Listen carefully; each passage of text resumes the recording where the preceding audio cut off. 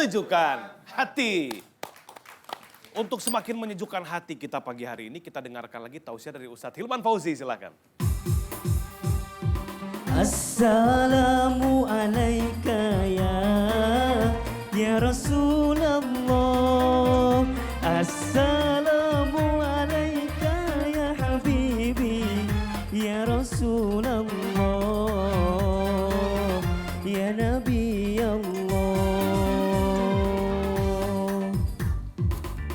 Masya Allah. Silakan duduk Ustadz. Baik, alhamdulillah. Aduh, Ustadz Hilman Fauzi, apa kabarnya nih? Alhamdulillah. Alhamdulillah. Gimana Bang Ubi, sehat ya? Sehat, alhamdulillah. Alhamdulillah. Saya mau tanya gimana pada akhirnya Pak Ustadz bisa hadir di Siraman Kolbu, kemudian memberikan tausiah untuk kita semua nih, bagaimana?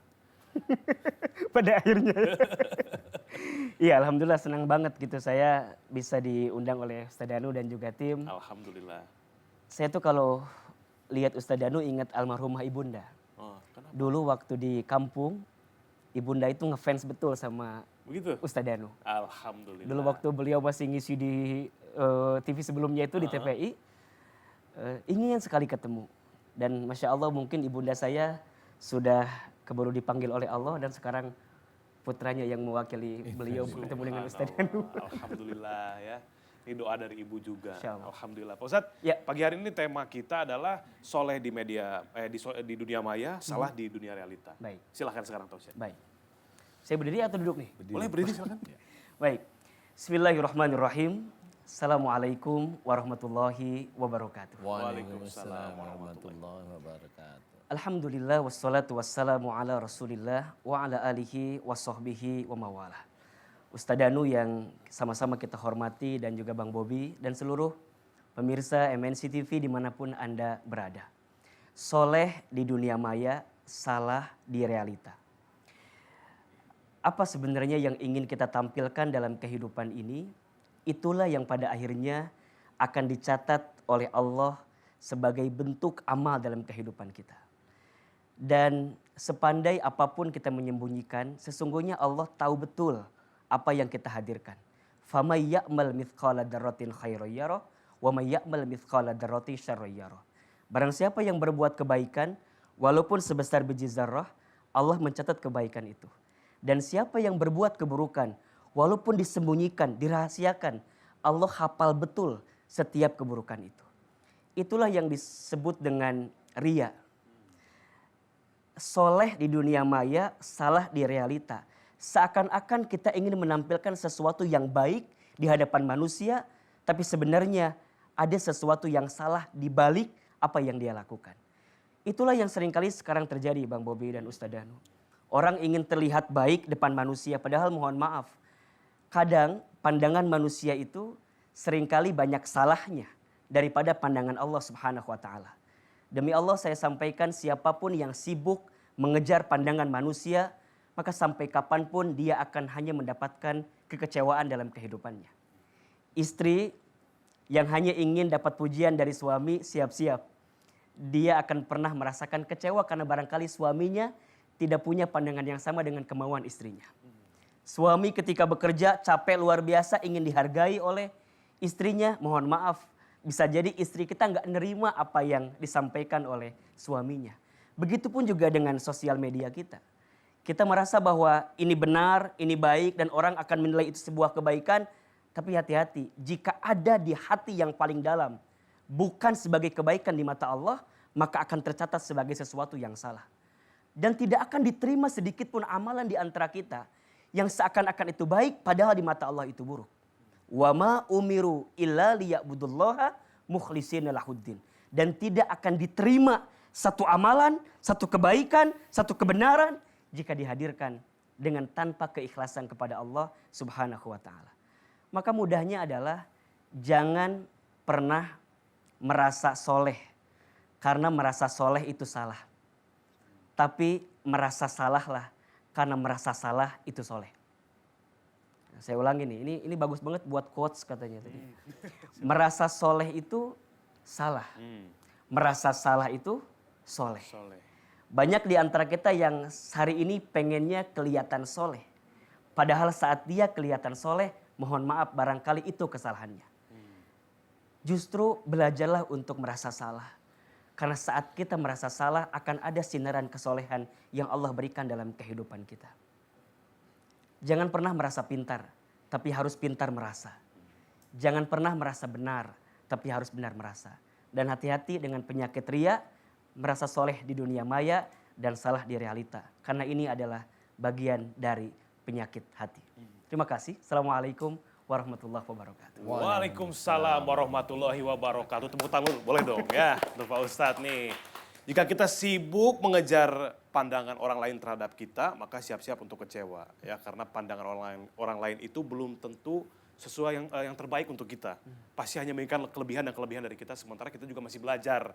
Dan jangan pernah merasa soleh karena itu salah. Tapi merasa salah, insya Allah jadi orang yang soleh. Wah, putar lagi boleh ya? Saat ini sekarang sudah hadir di tengah-tengah kita bintang tamunya yang saya katakan tadi, seorang penyanyi laki-laki di Indonesia. Ini dia Arizky. Ya, siap. Alhamdulillah. Assalamualaikum. Silakan duduk. Masya Allah. Waalaikumsalam warahmatullahi wabarakatuh. Anis, ngedip dong. Ya Allah. Oke, gimana kabarnya Rizky? Alhamdulillah, insya Allah baik. Insya Allah baik. Kesibukan apa Ki sekarang Ki? Kalau ditanya sekarang kesibukannya apa, banyak kan diam di rumah aja sih. Lagi Mau nggak mau. masa-masa social distancing. Iya. Kalau nyanyi, Ki masih tergabung di grup atau udah solo sekarang? Jadi sebetulnya semenjak saya keluar dari band The Titans dulu tahun 2017 akhir, kebetulan tadinya itu saya mau ngurusin sebuah bisnis di Bandung bareng sama temen. Cuman dilalah sebulan berikutnya setelah saya keluar dari Titans itu ada masalah juga bareng sama temen yang partner usaha, sampai akhirnya saya memutuskan buat keluar juga karena nggak mau lagi urusan sama apa ya, maksudnya partner yang katakanlah seperti itu misalnya gitu. Nah, akhirnya saya keluar dan nggak lama kebetulan alhamdulillah saya dapat rezeki manggung sendiri di Jakarta, ketemulah sama teman-teman Drive. Akhirnya saya ngobrol, kebetulan Drive juga vokalisnya baru keluar pada saat itu dan kebetulan drummernya juga keluar, sisa berdua, pemain gitar dan pemain bass. Nah karena memang saya juga kenal dari 2007 bareng teman-teman Drive itu, terus makin kesini makin deket juga. Saya cuma bilang Drive ini band keren, nggak boleh berhenti berkarya. Kalau misalnya memang ada tawaran manggung atau misalnya mau mengeluarkan sebuah karya, selama saya bisa bantu, ayo kita jalan bareng gitu. Wah, jadi sampai sekarang alhamdulillah jalan bareng dan sekarang juga saya menjadi penyanyi solo sih. Penyanyi solo juga. Kebetulan namanya Arizky, itu project solo saya gitu. Alhamdulillah. Berarti tepuk tangan dulu dong. Ini mirip-mirip sama saya nih. Saya sebelum host di sini, saya ditawarin di band juga. Nama bandnya Kepri. Raganteng. Ini di Siraman Kolbu ini kita melihat satu permasalahan, keluhan lebih ke keluhan medis ataupun non medis gitu ya. Boleh maju selangkah lagi? Oke. Nah ini nanti akan dianalisa oleh Pak Ustadz dari sisi akhlak. Ya. Gitu. Nah, Rizky sendiri nih, beberapa tahun ke belakang atau mungkin baru-baru ini ada keluhan yang dirasakan yang terasa mengganggu nggak? Apa ya, mungkin kalau ditanya beberapa bulan ini, karena mungkin ada wabah virus corona yang benar-benar mempengaruhi kinerja pekerjaan dan ya entah rezeki, bisnis dan lain sebagainya, hampir semua lini, semua profesi termasuk kami juga dari Terkena dampak, teman-teman musisi itu betul-betul benar-benar kayak nge-shutdown apa yang lagi kita jalani dan semua harapan yang pernah kita punya, ya ibaratnya oh besok lusa kita mungkin masih dapat penghasilan dari panggungan dan acara lain sebagainya, tiba-tiba berhenti semua, itu jadi goyah. Ya mungkin buat kita-kita yang masih ada sedikit simpanan agak sedikit terselamatkan, cuman saya hampir lihat belakangan hampir banyak teman-teman yang mulai terasa goyah juga, termasuk saya pribadi kayak agak terganggu imannya. Terganggu Jadi, iman. jadi masalah saya itu katanya banyak orang itu kalau misalnya ada masalah justru malah jadi dekat sama Tuhan. Dia lebih banyak beribadah, terus banyak berdoa, minta sama Tuhan misalnya gitu. Kalau saya kadang terbalik gitu.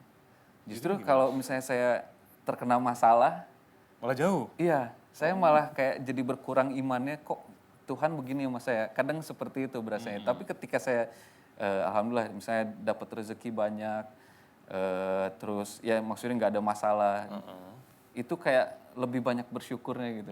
Malah jadi lebih giat beribadah. Jadi Kayak bersyukurnya gitu-gitu. terhadap yang tampak aja yang datang ke kita. Iya. Ada tawaran mangga.